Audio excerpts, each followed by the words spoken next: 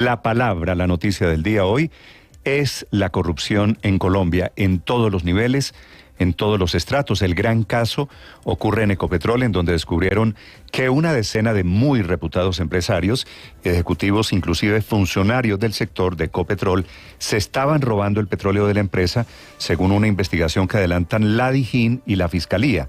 Es un escándalo que, dice el presidente Petro, es de los robos más grandes en la historia del Estado. Podrían ser decenas de millones de dólares, estos del robo a Ecopetrol, cometidos, entre otras cosas, en palabras del presidente, por la gente de bien.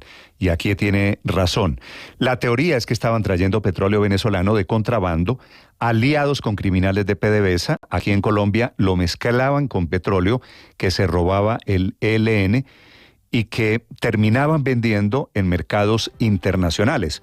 Por supuesto, contratos públicos de por medio, mucho billete que corría aquí a manos llenas, mucha gente, empresarios importantes involucrados. Ya les vamos a contar de este caso. El robo puede costar billones de pesos, dice el presidente, y cada vez, en la medida en que escarban, descubren una arista nueva. Repito, este es el primer escándalo, el gran escándalo de corrupción en Colombia, no el único. El segundo ocurre en el Ejército, en donde capturaron anoche 23 militares, de ellos 15 activos, 8 en retiro, que estaban contrabandeando con libretas militares, arreglaban las cuentas para robarse plata de la alimentación, de la dotación de uniformes que eran para soldados. Son 23 capturados que hoy van a tener que comparecer ante un juez a responder por 7 delitos.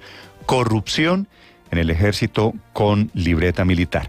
Y el tercer caso, que es tal vez el que a mí más me sorprende, es el de la policía, en donde fueron capturados 3 policías, supuestamente eran unos héroes que habían rechazado un soborno.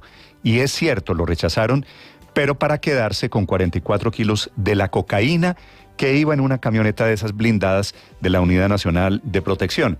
El caso es conocido como el del narcochofer, que es el que ha contado cómo operaba la red de narcotráfico, en la que estaba metida un subdirector de la UNP, se llama Ronald Rodríguez, del gobierno anterior, un grupo de narcotraficantes que termina salpicando a estos 3 policías que, haciéndose ellos los vivos, condecorados como héroes de la policía, terminaron quedándose con un pedazo del cargamento de 213 kilos.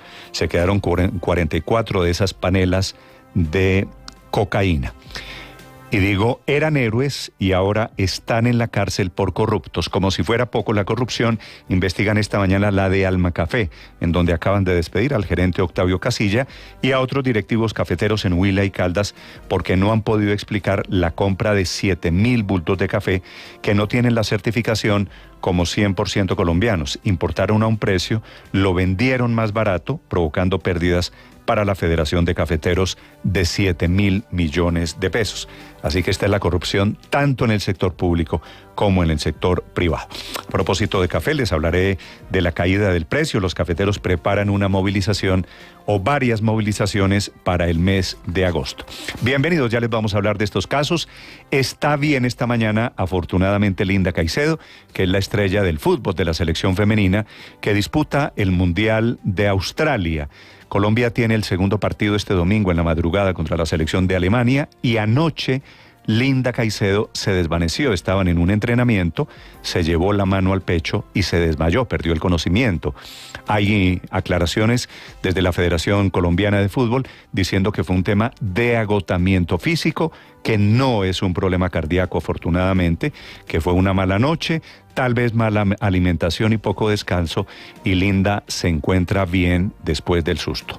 También tenemos la historia de la confusión del director de Colpensiones, el presidente de Colpensiones, Jaime Duzán, a quien lo acusan de haberle pegado una cachetada a un escolta. Y hay video. El video, sin embargo, dice Jaime Duzán, no es él, es un alcalde de un municipio no de Cundinamarca. Dice Duzán, yo no le pego a los escoltas, yo soy un ciudadano de bien.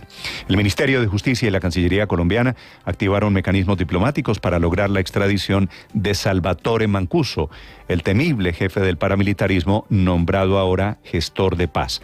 Lo quieren traer tal vez para darle una galleta para que confiese sus vínculos con políticos y empresarios en Colombia. Ya están tomando medidas para garantizar su seguridad y su vida una vez Colombia lo reciba extraditado.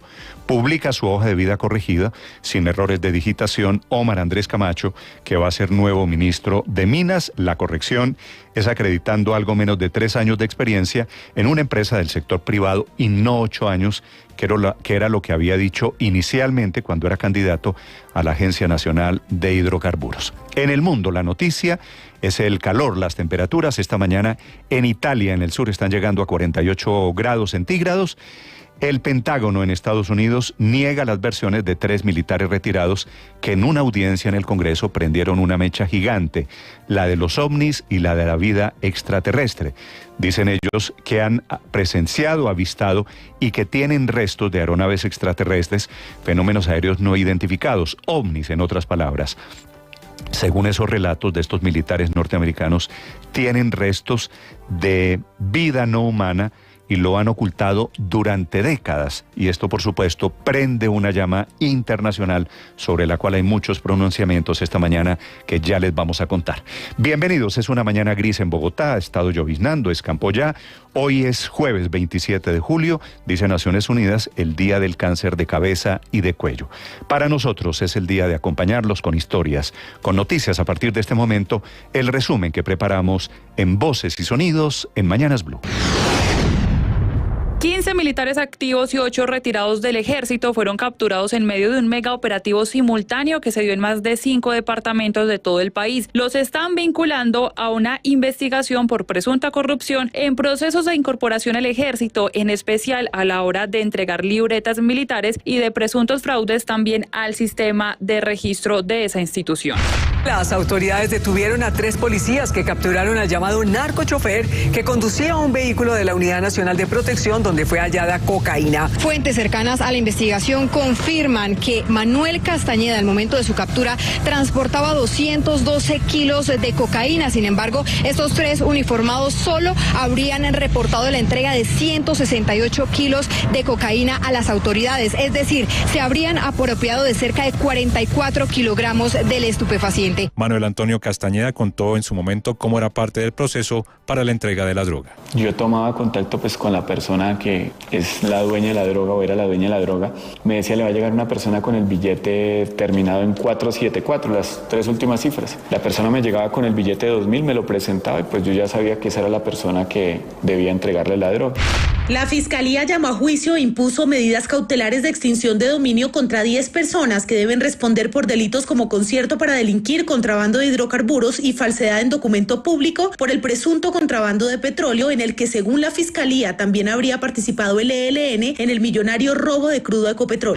Hubo remesón en la Federación Nacional de Cafeteros, salió del cargo el gerente de Almacafé, Octavio Castilla, y otros directivos después del escándalo de importación.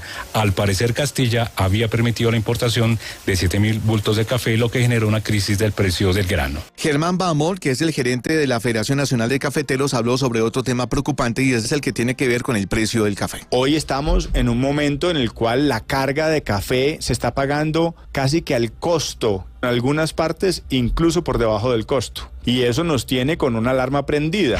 Más allá del nombramiento, la noticia más relevante para nosotros es la reanudación de las negociaciones de Ralito. La oficina del Alto Comisionado para la Paz anunció que activará todos los mecanismos diplomáticos necesarios para concretar la extradición hacia Colombia del ex jefe paramilitar Salvatore Mancuso, designado esta semana como gestor de paz por parte del presidente Gustavo Petro.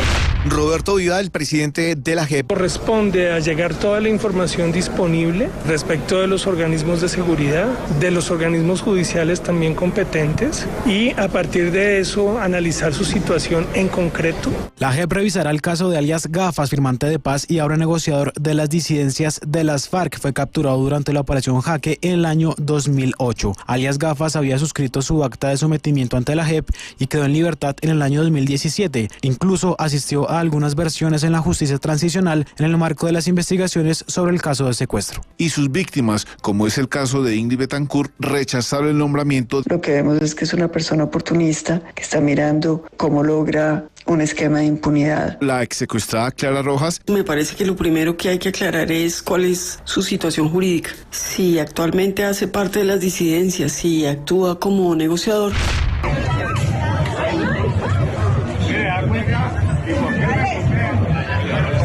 En este video, presuntamente, Jaime Duzán, presidente de Colpensiones, aparece cacheteando a un escolta en Garzón Huila. Mediante su cuenta de Twitter, Duzán se defendió diciendo: claro que no es cierto, no soy el que aparece en ese video, soy un ciudadano de bien.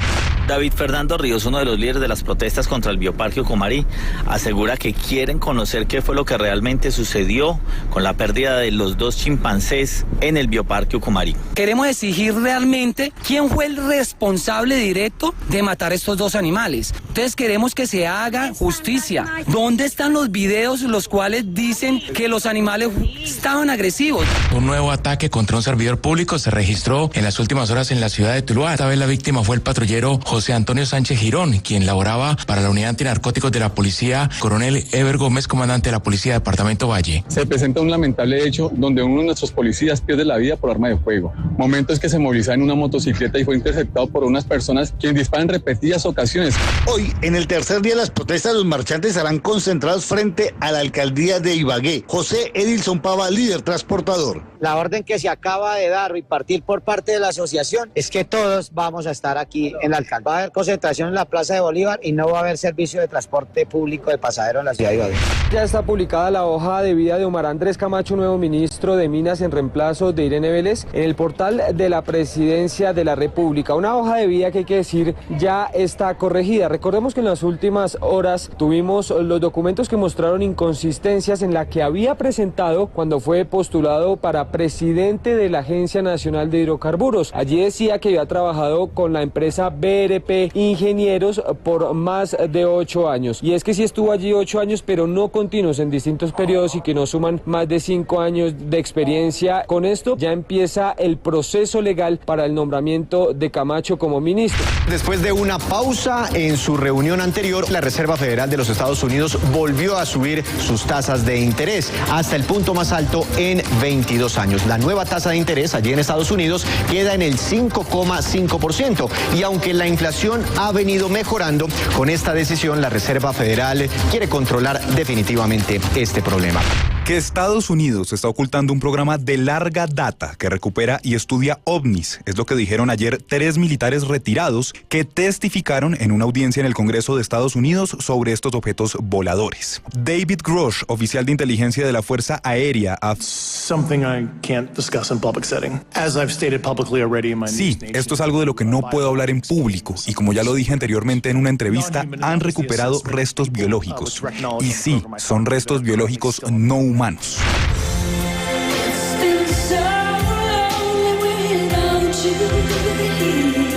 Sinead Marie Bernadette O'Connor, como se llamaba realmente, inició temprano en la música con un gran talento, pero con muchos traumas por su niñez.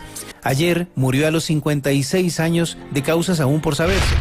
Millonarios ganó en su amistoso frente al Crystal Palace de la Premier League inglesa en suelo estadounidense. ¡Gol!